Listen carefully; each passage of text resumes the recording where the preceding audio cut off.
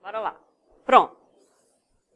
A gente vai falar nesse capítulo, o foco desse capítulo é um princípio que é muito importante na física, que é o princípio de conservação da energia, né?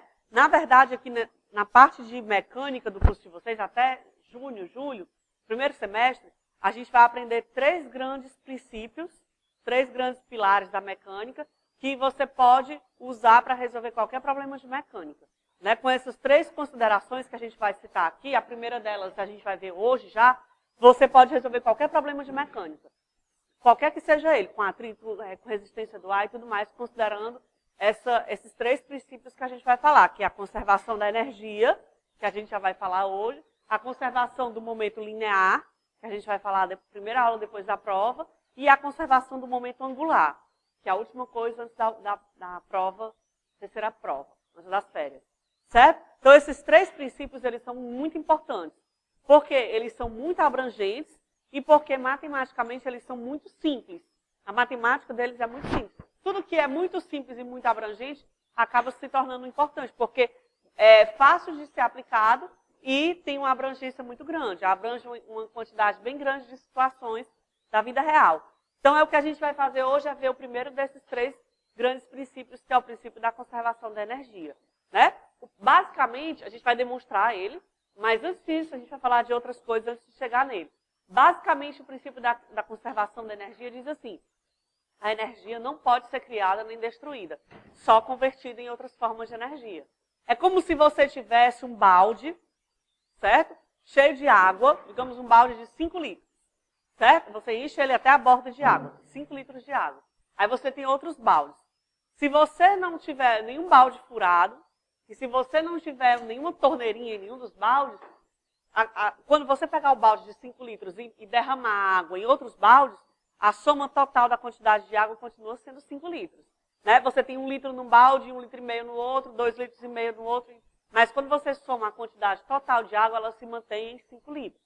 Né? Observando o princípio da conservação, que aqui no caso seria a conservação de massa. Né? No caso, a gente está falando de conservação da energia. Aí você diz, mas e se o balde estiver furado? Ou se, por exemplo, na hora que for despejar a água do balde para outro, eu derramar um pouquinho? Não tem problema. Se você somar a água que tem em todos os baldes, mais a água que você derramou, ainda assim aquilo lá tem que ser 5 litros. Porque você não teve criação de água, nem destruição de água. Você só teve transferência de um balde para outro balde. A mesma coisa acontece com a energia. Né? Quando você tem um sistema, por exemplo, aquele que a gente citou na aula passada, um dos. Quando você, por exemplo, pega um objeto e lança ele para cima com velocidade inicial V0. E, portanto, ele tem uma energia cinética K0. Né? Aí ele sobe, digamos que num dado ponto ele tem aqui uma velocidade V menor que V0 para cima, né? De modo que o K aqui é menor que o K0, até que ele chega num ponto onde ele não tem mais energia cinética e por isso ele para. V igual a 0. K igual a 0. Né? Essa energia ela não foi para o além, ela não desapareceu, ela não foi destruída. Ela foi convertida em outro tipo de energia. Né? Toda energia que pode ser armazenada, a gente chama de energia potencial, que é no caso aí a energia potencial gravitacional. Né? Por que a energia potencial é gravitacional? Porque quem provocou a variação da energia cinética foi a força-peso. A atração gravitacional entre esse corpo, essa massa, e a Terra. Né? Então, quem provoca a variação da energia cinética sempre é uma força. Só uma força pode acelerar um corpo. Portanto, só uma força pode provocar a variação da energia cinética. Se a variação dessa energia cinética, né, se essa energia cinética que variou, for acumulada numa certa forma de energia, essa forma de energia recebe o nome de energia potencial. No caso aqui, ela foi armazenada por conta do trabalho da força-peso, força gravitacional. Então, a gente diz que essa energia cinética, que agora é 0, ela está guardada sob forma de energia potencial gravitacional. Certo? É como se você fosse, à medida que o seu corpo, que tinha velocidade V0, vai subindo, o peso vai pegando, retirando uma parcela dessa energia e vai guardando. Tira da energia cinética e guarda, armazena, sob forma de energia potencial. Até que, de tanto ele retirar, toda a energia zera. Não existe mais energia cinética. Mas não porque ela desapareceu, e sim porque ela está guardada, armazenada, sob forma de energia potencial. E aí o que acontece? Bom, quando esse corpo está lá em cima, ele não tem mais energia cinética. Mas toda ela foi convertida para energia potencial, que ele vai usar para fazer o processo inverso agora, cair, né? Retornar. Então agora na queda acontece exatamente o oposto. O peso que tinha retirado energia da energia cinética, ele agora devolve para a energia cinética, a energia potencial. Então houve uma inversão na transferência de energia do corpo, da energia cinética para potencial na subida e da potencial para a energia cinética na descida. Na aula passada a gente já mostrou que a parcela é igual. A gente fez isso daqui, ó. Calculando o trabalho da força-peso, né? F escalar D, o trabalho de qualquer força constante. O peso é constante. Na subida, o D está para cima, né? O deslocamento, de modo que você pode dizer que o trabalho da força gravitacional vai ser mg d cosseno de θ. Na subida, o θ é 180. E aí, na subida, o trabalho da força-peso é menos mg d. Não é isso? Na descida, é exatamente o oposto. Por quê? Porque na descida, o vetor deslocamento está para baixo, mesmo sentido da gravidade. Né? E aí, na descida, a gente já mostrou que esse trabalho é mgd. Ou seja, olha o que acontece na descida. Na subida, o peso retira uma parcela da energia cinética e transfere essa energia para potencial gravitacional. Na descida, ele pega essa energia que ele guardou sob forma de energia potencial e devolve para a energia cinética do sistema. Certo? Quando isso acontece, não só isso, mas quando isso acontece, a gente vai fazer aqui as considerações, a gente diz que essa força é uma força conservativa. Certo? O que é uma força conservativa? Primeiro, para você ter um sistema conservativo, você tem que ter 2 ou mais corpos. Né? Então, você tem que obedecer à condição de 2 ou mais corpos. Claro que se você não tem 2 corpos, você não tem nem força entre eles e não faz nem sentido o que a gente está falando aqui. Então, o seu sistema tem que possuir 2 ou mais corpos, né? Para ele ser considerado conservativo. Mas não só isso. Para o sistema ser considerado conservativo, observe, preste atenção no que eu vou dizer para você entender. Aqui a gente tem 2 configurações, subida e descida. O que está acontecendo? Na configuração subida, o peso está tirando energia cinética e transferindo para energia potencial. Na configuração descida, ele devolve. Ele retira da potencial e devolve para energia cinética. Então, quando o sistema tem essa inversão no sentido de transferência da energia, quando você inverte a configuração, você diz que o sistema é conservativo. Ou seja, você tem uma inversão, vou explicar de novo, uma inversão no sentido da transferência de energia. O sentido aqui não é um sentido vetorial, não, certo? É só a mudança da configuração. Inversão no sentido...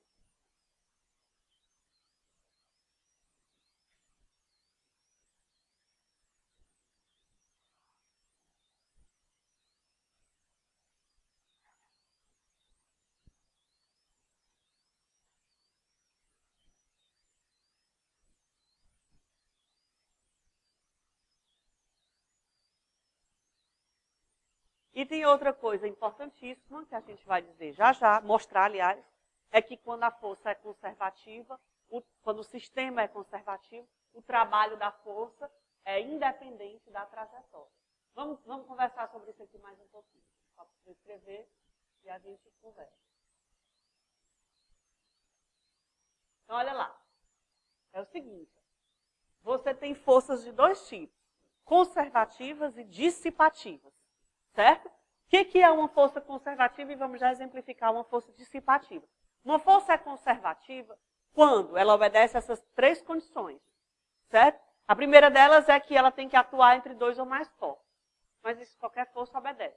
A segunda é que quando você muda a configuração do sistema, o sentido da transferência de energia é invertido. No caso aqui da força-peso, como é isso? Bom, quando ele sobe, a energia cinética diminui e a potencial cresce. Quando ele desce, a potencial diminui e a cinética cresce na mesma quantidade. A mesma parcela de energia potencial que decresce é a de energia cinética que cresce. Certo? A força elástica também é uma força conservativa, como a gente vai falar melhor daqui a pouco. Mas é parecido com isso aqui, só que você tem a força elástica atuando. Né? Você tem um bloquinho preso numa mola, por exemplo. Então, quando você puxa aquela mola, você está fornecendo energia elástica, potencial elástica para a mola. Quando você solta, essa energia potencial é convertida em cinética e o bloco anda. Até comprimir a mola todinha e guardar de novo energia potencial. Toda a energia potencial agora vai ser usada para empurrar de volta o bloco. E ele vai ficar oscilando. Se não houver atrito, é indefinida, essa oscilação é infinita. Vai acontecer para sempre. Certo? Na prática existe atrito. Então o que vai acontecer é que ele vai oscilar com amplitude cada vez menor até parar.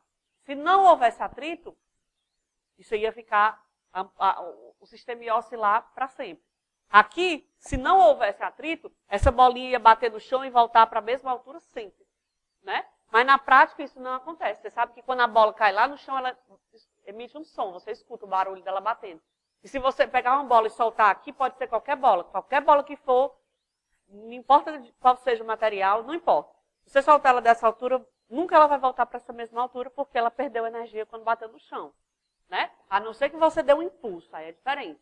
Né? Mas se você simplesmente soltar a energia potencial que ela tinha aqui, não vai ser suficiente para ela subir de volta para a mesma altura, porque existe atrito. Se não houvesse, ela iria também quicar aqui indefinidamente, atingindo sempre a mesma altura, H. Certo? E mais, se a força for conservativa, o trabalho é independente da trajetória. O que é o trabalho ser independente da trajetória? Vamos mostrar isso daí. Imagine que você está aqui no ponto A e vai se deslocar até o ponto B. Aí você vai fazer isso de duas formas. Uma, pela trajetória 1, fazendo esse caminho aqui, ó. Vai de A a B, seguindo esse trajeto. Ou vai de A a B, seguindo esse trajeto. Certo? O trabalho, se a força for conservativa, o trabalho realizado pela força nesse deslocamento é nulo. Aliás, desculpa, é independente da trajetória. Né? Ora, então vamos lá. Vamos mostrar que isso é verdade. O que eu quero mostrar é que o trabalho, presta atenção aqui, depois copia. O trabalho para ir de A até B pelo caminho 1 é igual ao trabalho para ir de A até B pelo caminho 2. É isso que eu quero mostrar. Certo? Para mostrar isso, vamos considerar o percurso fechado. Vamos considerar o percurso A, B, A.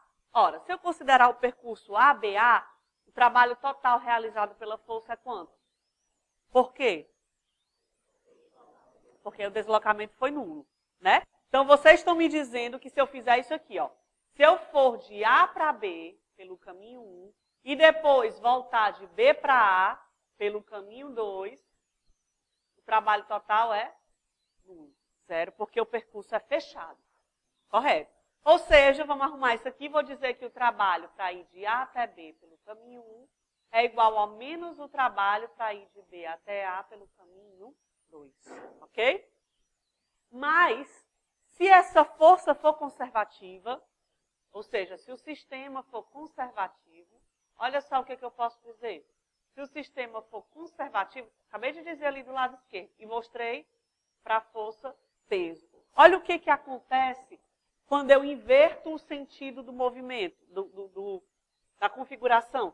Aqui no peso, ó, o trabalho na subida é exatamente igual ao negativo do trabalho na descida. A força elástica, quando você puxa o bloco, o trabalho da força elástica é exatamente o oposto de quando você comprime a mola. É igual em módulo, só muda o sentido de transferência, sinal. Né? Então, se isso é verdade, se o sistema for conservativo, você concorda comigo que de B até A, o trabalho realizado é igual a menos o trabalho para ir de A até B? Se o sistema é conservativo. Então, o trabalho para ir de B até A pelo caminho 2 é igual a menos o trabalho para ir de A até B pelo caminho 2. Podia fazer para o caminho 1 também. Mesma coisa. Né? Ou seja, I é igual a menos voltar. É isso? Então, vamos substituir isso aqui dentro. Fica assim, ó. Trabalho de A a B pelo caminho 1 é igual a menos o trabalho de B a A pelo caminho 2. Mas o trabalho de B a A pelo caminho 2 é menos o trabalho de A a B pelo caminho 2. Ou seja, trabalho de A a B pelo caminho 1 é igual ao trabalho de A a B pelo caminho 2. De modo que o trabalho, não importa o caminho que você siga. Se a força que estiver agindo for conservativa, não importa o caminho, o trabalho realizado é o mesmo. Ele é independente da trajetória. Essa ferramenta vai ser bastante útil, porque você vai minimizar uma boa quantidade de problemas que você tem para resolver quando você não conhece a trajetória, mas conhece o deslocamento. Certo? Porque você pode calcular o trabalho mesmo sem saber quem é a trajetória. Porque o trabalho não depende da trajetória. Se a força for conservativa, se a força for dissipativa, como um atrito, por exemplo, aí isso não é verdade. Por exemplo, imagine que você tem 2 pedaços de giz, do mesmo tamanho, iguaizinho. Aí você começa a ver aquela parede lá de fora ali do prédio, que é bem caraquenta, né? bem cheia de imperfeições. Aí você pega um giz e desliza ele de alto a baixo, e ao mesmo tempo o outro você vai fazendo assim um zigue-zague. Fazendo isso. Qual é o giz que vai desgastar mais? O do lado direito, do zigue-zague. Por quê? Porque aí a força que está atuando é dissipativa. É exatamente o oposto. O trabalho vai depender do percurso, da trajetória. Quanto maior for o percurso, mais a força age, mais tempo a força age. Maior é o trabalho que ela realiza. Né? O atrito, existe aí um sistema chamado KERS, que existe nos carros de Fórmula 1, de corrida, né? Não só a Fórmula 1, os carros de corrida, que ele reaproveita uma parte da energia perdida na frenagem. Né? Porque você diz assim, mas a energia, para o sistema ser conservativo, ele tem que obedecer isso daqui. E, além disso, eu tenho que conseguir armazenar energia sob forma de energia potencial. Né? Todo sistema conservativo eu posso fazer isso. Converter uma parte da energia dele para energia potencial. Seja potencial gravitacional, seja potencial elástico, seja potencial elétrico, que a gente não vai ver agora. Certo? Mas se o sistema é conservativo, eu sempre posso armazenar energia sob forma de energia potencial. A energia que você perde por causa do atrito, ela não pode ser armazenada. Ela é perdida sob forma de calor. Né? É claro que se você somar toda a energia que no caso o sistema tinha, o carro mais a pista, somar com a energia perdida, ainda assim o sistema vai se conservar. A gente vai mostrar isso no final da aula. Mas a energia perdida sob forma de atrito, ela não pode ser reaproveitada. Ela é perdida sob forma de calor, ela é dissipada. Né? O KERS, ele aproveita mais ou menos 10% da energia. Né? Quando o carro está muito rápido, né? O carro de corrida ele anda a velocidades altas. Quando ele freia, muita energia cinética é perdida sob forma de calor na frenagem. Uma parte dessa energia ela é armazenada por esse sistema. Aí quando o carro está nas condições lá, a menos de um segundo do carro de trás, mais, o piloto aciona um botão e recebe mais 90, 100, não lembro quantos cavalos de potência por 2, 3 segundos. Né? Quer dizer, é uma coisa que para a vida prática não tem muita utilidade. Né? Para o carro de corrida tem. Mas você não pode dizer que com isso o sistema é conservativo. Porque 90% da energia foi perdida. É diferente aqui, onde toda a energia cinética é armazenada sob forma de energia potencial. A gente já disse, pronto, que se o sistema for conservativo, significa que eu posso converter um determinado tipo de energia, no caso a gente vai trabalhar com energia cinética, em outros tipos de energias potenciais. Né? A gente vai trabalhar com 2 exemplos aqui, a energia potencial gravitacional e energia potencial elástica. Certo? Onde as forças conservativas que atuam são a força peso e a força elástica. Certo? Aí a gente vai agora encontrar uma expressão para a energia potencial. Na aula passada a gente meio que já fez isso daí. Só que a gente falou só em trabalho. Né? Hoje a gente vai falar em termos de energia, que na verdade é a mesma coisa. Né? Trabalho e energia são a mesma entidade. Mas vamos lá. Vamos lá considerar um objeto que sobe, do mesmo jeito que a gente fez agora há pouco, certo? com certa velocidade inicial V0, sob a ação do peso dele, que se desloca para cima, na subida. Certo? Ora, eu sei calcular o trabalho da força-peso durante a subida. Certo? Mas o trabalho da força-peso durante a subida deve estar relacionado à energia potencial armazenada. Por quê? Porque o agente que tira a energia cinética da massa e converte isso daí para energia potencial é o peso. Então, o trabalho do peso deve estar intimamente relacionado à energia potencial gravitacional. Na verdade, é a mesma coisa, né? Com a diferença de um sinal. Por definição, eu posso dizer que o trabalho é sempre igual ao negativo da variação da energia potencial. É como se fosse um teorema do trabalho e energia cinética. Lembra que na aula passada a gente mostrou que o trabalho total realizado pelas forças externas pode ser igual à variação da energia cinética. Né? Ou seja, as forças externas que realizam o trabalho sobre o sistema variam a energia cinética do sistema. Agora é uma situação semelhante, mas para a energia potencial. Então, se isso é verdade, olha só, eu vou dizer que ΔU, a variação da energia potencial do sistema, né, que no caso é zero, é máxima e é zero. Né? Lá embaixo a energia potencial é zero, porque toda energia é só cinética. Lá em cima a energia potencial é máxima, porque toda energia cinética foi convertida para potencial. Né? Então a variação dessa energia é igual ao negativo do trabalho. Mas o trabalho de qualquer força pode ser calculado pela integral de YI até YJ. Vou chamar de Y porque eu estou na vertical. De F de Y de verdade? Certo? Isso para qualquer força, né? Independente se ela é constante ou não. Então, vamos em frente. ΔU é igual a menos a integral de YI a YF. Quem é a força que atua para variar a energia potencial do sistema? O peso. Então, aqui eu vou colocar mg dy. Ora, mas mg são constantes, né? Então, eu vou tirar da derivada da integral, mg, integral de yi até yf de dy. Quem é a integral de dy? Y, né? Isso. Integral é a operação inversa da derivada. Então, integral de dy é próprio y. Fica assim, ó. ΔU. Vocês vão ver isso bem direitinho no cálculo. Certo? É a integral mais simples que tem. É como se aqui eu tivesse uma aqui na frente, ó.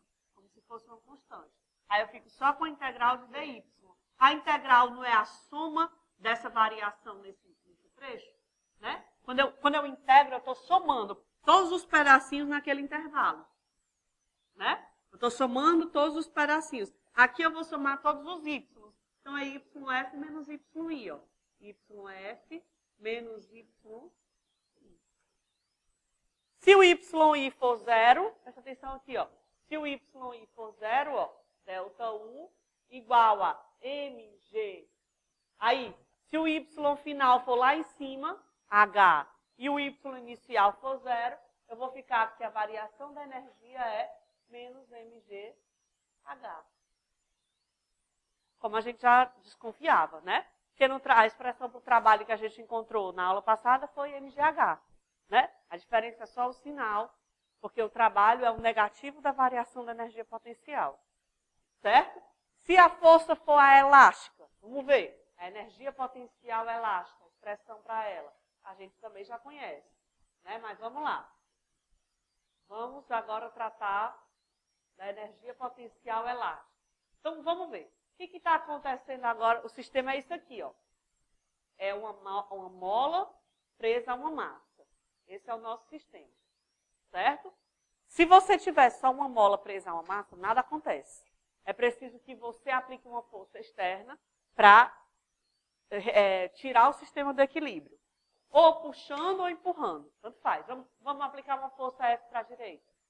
Quando você aplica uma força F para a direita, o que você está fazendo? O sistema estava parado, estava em repouso, certo? Então não tinha energia cinética. E a mola não estava nem comprimida nem elongada. Não tinha energia potencial elástica armazenada. Era zero a situação. Então a situação começa aqui, ó. Você puxa e solta. Então, o início da situação que a gente vai analisar começa aqui, ó. Quando a mola está alongada e a massa está distante da sua posição de equilíbrio. Pronto. Ela foi afastada de D, X, como você queira chamar. Quando isso acontece, uma força elástica atua sobre a massa, tentando restaurar a situação inicial, situação de equilíbrio, né? Por isso essa força é chamada de força restauradora. Quando você solta agora o sistema, você só atuou para tirar o sistema do equilíbrio. Agora você está aqui, aí você solta, o que vai acontecer? Quando você solta, isso aqui, pelo amor de Deus, viu? Vai arrancar o resto. Ó, quando você solta, quando essa massa está bem aqui, não existe energia cinética no sistema, concorda? Porque você está segurando o bloco, está parado, cai igual a zero. Cai igual a zero. Quando você solta, o que vai acontecer com o bloco? Vai para a esquerda. Ou seja, ele vai se mover. Então, ele vai adquirir energia cinética. Se ele adquiriu energia cinética, é porque alguém forneceu essa energia cinética para ele. Quem foi que forneceu? A mola. O fato dela estar esticada fez com que energia potencial elástica fosse armazenada aqui, ó. Energia potencial elástica fosse armazenada. Essa energia potencial elástica vai ser agora transferida para a energia cinética. Até que esse bloco anda, né, começa a andar. Tem um ponto aqui onde a gente já viu isso na aula passada, numa questão onde ele atinge a velocidade máxima e ele continua aqui até que ele para de novo, concorda? Quando é que ele vai parar? Quando a mola estiver toda comprimidinha aqui no canto, ó. A mola toda comprimida, aí ele para de novo. Por que ele para? Porque agora toda a energia cinética foi convertida em energia potencial elástica. Então é o oposto. Quando ele está aqui no extremo, a energia cinética é zero, a potencial elástica é máxima. Quando ele está aqui no meio, que seria, digamos, essa situação aqui, ó, ele voltando, o que acontece? A energia cinética é máxima, vou botar aqui, ó, máxima, e a energia potencial elástica é zero. E quando ele está lá no cantinho, ele está parado, a energia cinética é zero e a energia potencial elástica torna a ser máxima. Observe que você tem uma inversão no sentido da transferência, né? Ó, da potencial para a cinética, da cinética para a potencial e da potencial para a cinética. Você tem todo o tempo uma transferência sendo feita da cinética para a potencial elástica, da potencial elástica para a cinética. Se não tiver atrito, isso não vai acabar nunca. Vai ficar eternamente oscilando aí. Certo? Quem faz a energia cinética variar de zero para máximo, de zero para máximo, para zero para máximo, e fica zero máximo, zero máximo, zero. Quem faz esse trabalho é a força elástica. Então, é a força elástica que faz a energia cinética variar. É a força elástica que faz a energia potencial variar também. Então, deve haver uma relação entre as expressões. A gente já sabe que o trabalho de qualquer força conservativa pode ser escrito como negativo da variação da energia potencial. Depois vamos fazer isso para a força elástica. Fica assim, ó. Delta U elástico é igual a menos o trabalho. Né? Estou colocando ao contrário. Mas o trabalho é xi integral de xi a xf, de f de x de x. Quem é f de x? Que força é essa? Quem? Força elástica. Então vai ficar assim, ó, integral de xi a xf. Quem é a força elástica? O módulo dela? Kx negativo, menos Kx dx. Não é isso? Então vai ficar delta U elástico é igual, K é a constante elástica da mola, K, integral de xi até xf de x dx.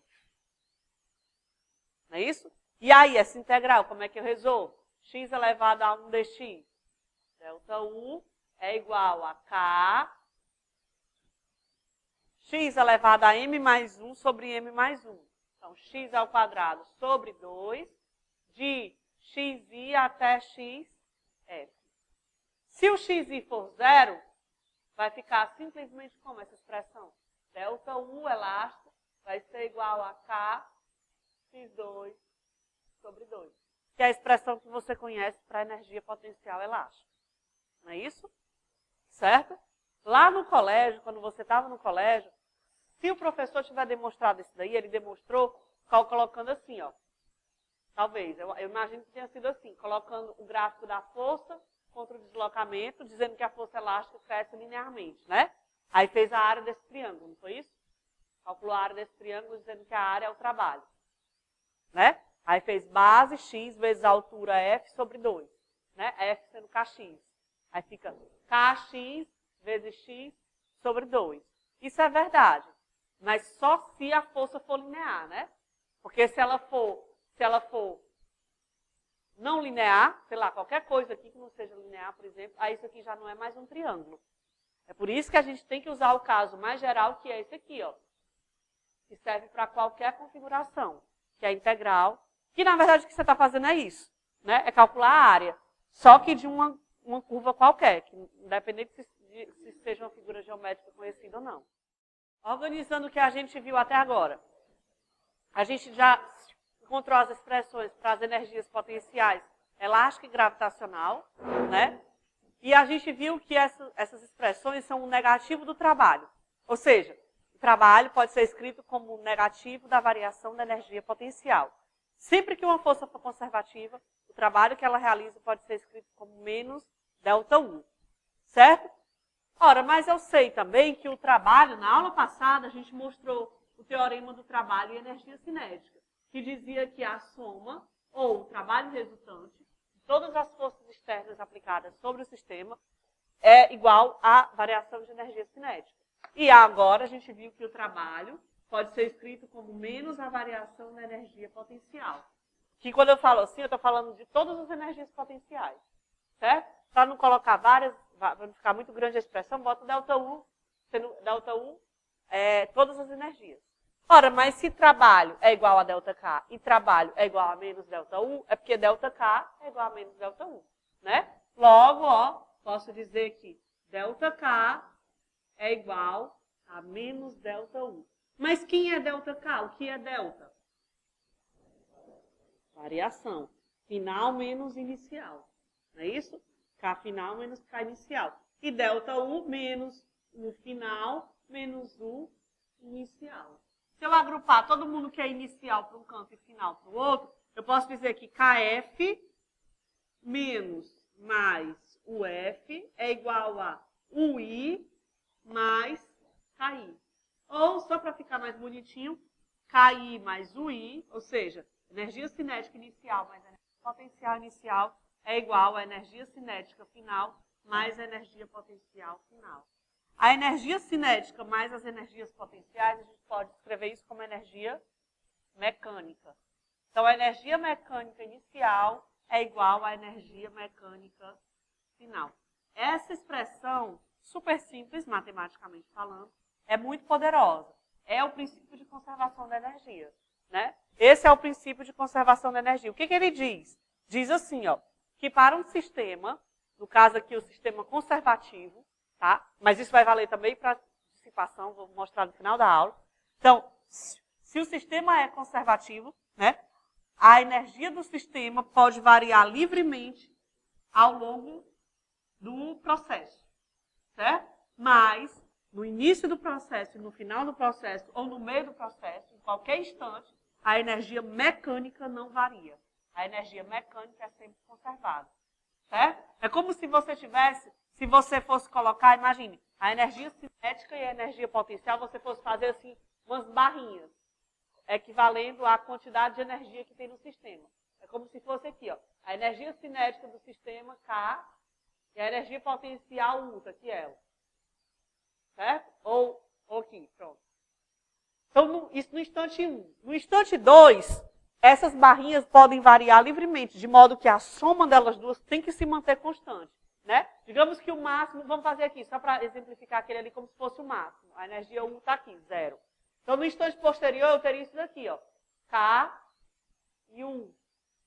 No instante posterior, eu poderia ter isso aqui, ó, K igual a 0 e 1 lá em cima. De modo que o máximo vai ser sempre aqui, ó, constante.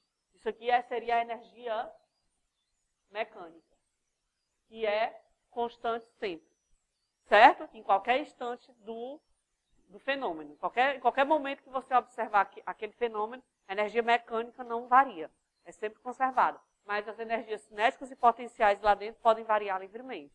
Certo? Se tiver dissipação, vamos lá. Se houver atrito.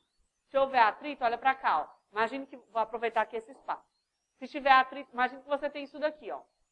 Um bloco, certo? Sendo puxado por uma força F para a direita. F. E ele se desloca de um certo D para a nossa direita. Esse é o vetor deslocamento. Não sei se o livro chama D ou chama X, mas enfim. E aí vamos supor que agora existe atrito. Para onde é que está o atrito? Para trás, para a esquerda. Está aqui o atrito. Força de atrito atuando sobre o sistema. Né? A força F realiza trabalho? Sim. A força de atrito realiza trabalho? Sim. Só que o trabalho da força de atrito é de consumir o trabalho que a força F realiza. Certo? É um trabalho de dissipação, mas ele existe. Então vamos ter que levar ele em conta. Aí, vamos lá. Bom, a segunda lei de Newton ela é válida para qualquer força, conservativa ou não. Então vamos escrever a segunda lei de Newton para esse sistema. Força resultante é igual a MA. Quem é a força resultante aí sobre o sistema?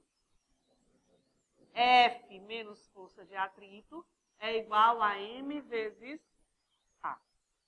Só que esse A, digamos que esse bloco aqui tem uma velocidade inicial V0 para a direita, e aí depois, num certo ponto aqui, ele tem outra velocidade V. A velocidade variou por conta da existência das forças. Certo? Se essa velocidade variou por conta da ação de uma força, eu tenho uma aceleração ali. E eu posso expressar essa aceleração em termos da variação da velocidade. Eu posso usando, por exemplo, que a gente já conhece. Né? Então vamos lá, eu posso dizer que V final menos, aliás, igual a V inicial ao quadrado é mais 2AD, onde A é a aceleração que eu quero. Eu posso? De modo que, isolando o A aqui, ó, vou ficar com A igual a V quadrado menos V0 ao quadrado sobre 2D. Posso dizer isso? E aí vamos substituir esse A aqui dentro. Vamos lá, vai ficar assim, ó. F menos F de atrito é igual a MA. V, V0, 2D. Vamos arrumar isso daqui melhor. Vamos lá, fica assim, ó. F menos F de atrito D é igual a MV2 sobre 2 menos MV02. O que é MV0 ao quadrado sobre 2? Energia cinética final. E o que é MV0 ao quadrado sobre 2? Energia cinética inicial. Ou seja, o lado direito da minha equação é o quê? Variação da energia cinética, ΔK. Então, o lado esquerdo tem que ser o quê? Trabalho ou energia, né? Porque só trabalho pode ser convertido em energia. Ou energia em outra forma de energia. Então, se o lado direito é energia, o lado esquerdo também tem que ser. Vamos escrever melhor o lado esquerdo. Fica assim, ó. FD menos F de atrito D é igual a ΔK. Ora, o que é FD? É o trabalho de uma força constante, da força F. Trabalho da força F. Então, F de atrito, força de atrito vezes D deve ser o quê? O trabalho da força de atrito. Trabalho da força de atrito é igual a ΔK. Certo? Ora, mas o trabalho pode ser convertido em energia, né? De modo que isso aqui, ó, eu posso escrever o trabalho, se essa força aqui for conservativa, eu posso escrever o trabalho como sendo menos ΔU, não posso? Vou escrever isso aqui, ó. Menos ΔU, menos o trabalho da força de atrito pode ser convertido em energia, que é o que a gente chama de energia interna. Por quê? Porque quando você arrasta uma superfície sobre outra, você está fazendo aqueles encaixes e desencaixes instantâneos que a gente já falou umas aulas para trás. Isso daí provoca uma agitação térmica das moléculas do sistema. E por isso o corpo que você está esfregando um sobre o outro, ele aquece. Né? Ele aquece porque houve aumento da energia interna. Houve variação da energia interna do sistema. Lá no final do curso, lá em novembro, outubro, não sei, a gente vai trabalhar a parte de termodinâmica, a gente vai falar de novo de energia interna. Mas, na verdade, é calor, né? É variação da energia interna. Então, em vez de escrever trabalho, eu vou escrever a forma energia, que é a mesma coisa, tá? Vou dizer que isso é a variação da energia interna menos ΔK, ó, igual a zero. Ou escrevendo todo mundo positivo. ΔK mais ΔU mais variação da energia interna é igual a zero. O que isso aqui está dizendo? Isso aqui é o princípio de conservação da energia de novo. Ó. Só que agora levando em conta a dissipação. A mesma coisa que eu tinha antes. Ó. Aqui eu tinha o quê? ΔK. Ó, se eu escrever esse ΔU para cá, posso dizer ΔK mais ΔU é igual a zero, não é isso? O que é ΔK mais ΔU é igual a zero? É que a variação é zero. Ou seja, se a variação é zero, é porque o inicial é igual ao final. Aqui é a mesma coisa. Né? Ou seja, a variação da energia cinética mais a variação da energia potencial mais a variação da energia interna ainda é zero. O sistema conserva a energia mesmo quando tem dissipação. Né? É só você levar em conta a perda, a dissipação. A gente viu que eu posso escrever isso daqui. Ó. Trabalho é igual a integral. De forma geral, não vou colocar os limites, tá? Vai ser uma integral indefinida, mas é entre dois limites de f de x dx. Não é isso? E a gente viu hoje que o trabalho pode ser escrito como negativo da variação da energia potencial. Ou seja, juntando as duas coisas, eu posso dizer que variação da energia potencial é igual a menos a integral de f de x dx. Não é isso? Essa expressão diz o quê? Diz assim, ó, que se você conhecer, se você tiver conhecimento de como a força varia em x, você sabe quem é a variação da energia potencial do sistema. Né? Ou seja, essa expressão diz assim, conhecendo a força, eu sei como é que a energia varia. Será que dá para fazer o inverso? Conhecendo como é que a energia varia, descobrir quem é a força? Porque o inverso talvez seja mais fácil de você lidar. Por quê? Porque aqui, F é uma força. Força é vetorial. Então, sempre trabalhar com grandeza vetorial é pior do que trabalhar com grandeza escalar, porque envolve três coisas, né? Um módulo, uma direção e um sentido. Se você puder fazer o inverso, ou seja, fazer alguma operação, seja integral, seja derivada, com a energia, que é escalar, e com isso descobrir a força, fica mais fácil de você trabalhar, porque você vai estar lidando com grandeza escalar, energia escalar, né? Vamos ver se dá para fazer isso. Vamos lá. Vamos dizer aqui, ó, vamos considerar ΔU U menos o final menos o inicial, né? O final menos o inicial, né? U menos o zero, como você queira, integral de f de x dx. Vou dizer que o inicial é zero e vou considerar só U igual a menos integral de f de x dx. E aí vou diferenciar essa equação dos dois lados. Quando eu faço a mesma operação, qualquer que seja a equação, quando eu faço a mesma operação dos dois lados da igualdade, eu não vario nada, concorda? Porque eu estou fazendo isso dos dois lados. Vou diferenciar aquela equação dos dois lados. Sendo que a derivada, vocês não devem ter visto isso ainda no cálculo, mas a derivada é a operação inversa da integral. Né? Quando você deriva a integral, você tem a função. É como se você estivesse multiplicando e dividindo pela mesma coisa. Certo?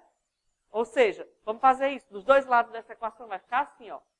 du é igual a menos d integral de f de x dx.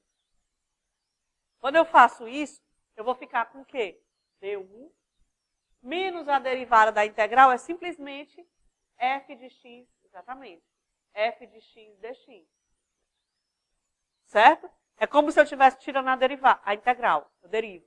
Então aí ó, eu posso escrever, olha para cá, como é que eu posso reescrever isso daqui? Posso dizer que f de x ó, é igual a menos du dx. Essa expressão é justamente o inverso daquela. O que diz essa expressão? Diz assim, ó, que agora, se você conhecer como é que U varia em x, você descobre quem é a força. Que se torna mais fácil para você trabalhar. Né? Ou seja, conhecendo a função U de x, ou o gráfico U de x, né? O gráfico U contra x, você conhece quem é a força. Né? Você imagina que você tem aqui um gráfico de U contra x, e você quer saber quem é a força que age, variando a energia do sistema nesse ponto bem aqui. Basta você calcular a derivada daquela função nesse ponto.